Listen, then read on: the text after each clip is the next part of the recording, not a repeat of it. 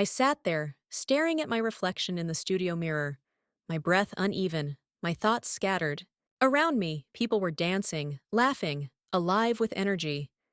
I felt like a ghost, there but invisible. I didn't belong here, or at least that's what I told myself. But this wasn't just about fitness. It wasn't about weight or endurance or health. This was about taking back control of a life that felt like it had slipped through my fingers. This is how it all began. How I went from sitting in the shadows to becoming someone who wasn't afraid to shine. Your test results are concerning, the doctor said, tapping the x-ray with a pen. High blood pressure, cholesterol levels off the charts. If you don't make changes, we're looking at serious risks. I nodded, numb. I'd heard it before, from family, friends, and now a professional. But this time, something cracked inside me. It wasn't the fear of illness that hit me. It was the realization that I'd stopped believing I could do anything about it. Somewhere along the way, I'd let the world convince me that trying wasn't worth it. That night, I went home, sat on my couch, and stared at a bowl of instant noodles. The sound of the spoon clinking against the bowl felt deafening in the silence. The doctor's words echoed in my mind like a taunt. It wasn't about food. It wasn't about exercise. It was about whether I believed I deserved a better life. And the truth? I didn't know if I did. Not yet. I didn't choose the gym. It chose me. Or rather, my friend dragged me there. Just one class, she said. You don't even have to do anything. Just watch. Watching turned into half-hearted movements. Half-hearted movements turned into awkward steps. And before I knew it, I was trying to keep up with the instructor, my arms flailing like a bird trying to fly for the first time. I looked ridiculous. I knew it. But as I stumbled through the moves, something strange happened. I laughed. For the first time in months, I laughed at myself. Not in shame, but in pure, unfiltered joy. I left that class red-faced, drenched in sweat, and aching in places I didn't know existed. But I also left with a spark. For the first time, I thought, maybe I can do this. It didn't start with big, dramatic changes. It started with something small, music.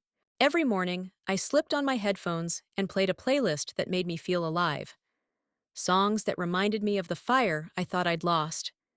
I didn't count the steps I took or the minutes I walked. I counted the beats that lifted me. At first, it was slow and awkward.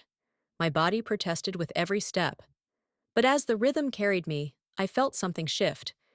This wasn't about the destination or even the pace. It was about learning to move forward, one step at a time. 6 months in, I found myself surrounded by people who didn't see my struggle as weakness. They saw it as strength. One trainer noticed my hesitation near the weight rack. "You're stronger than you think," he said, pointing to a barbell. I doubted him, but I tried anyway. The weight felt impossibly heavy at first, but as I lifted it, something incredible happened. It wasn't just the barbell that rose, it was me. In that moment, I realized, strength isn't just in the body, it's in the decision to try. The gym became my sanctuary, but the real test came outside of it. One weekend, I signed up for a charity 5K. The morning was cold, and the crowd was intimidating. I almost turned back.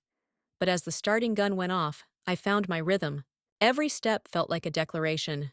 I'm not who I was. The finish line wasn't just a goal, it was a promise to myself. And when I crossed it, tears streamed down my face. I wasn't running away from my past anymore. I was running toward my future. As my journey continued, I started documenting it. At first, it was just for me, a way to track my progress. But soon, others began to notice. Messages started pouring in. Your story inspired me to try. I've been stuck for years, but seeing you gave me hope. That's when I realized, this wasn't just my journey. This was a movement, a chance to show people that no matter where you start, you can rise.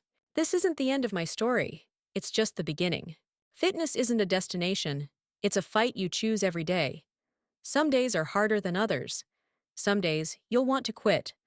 But every step you take, every punch you throw, is a reminder that you're stronger than you think. I'm not here to tell you it'll be easy, but I'm here to tell you it's worth it. So, if you're ready to fight for yourself, join me. Let's rise together. Because no matter where you are now, the best version of you is waiting on the other side.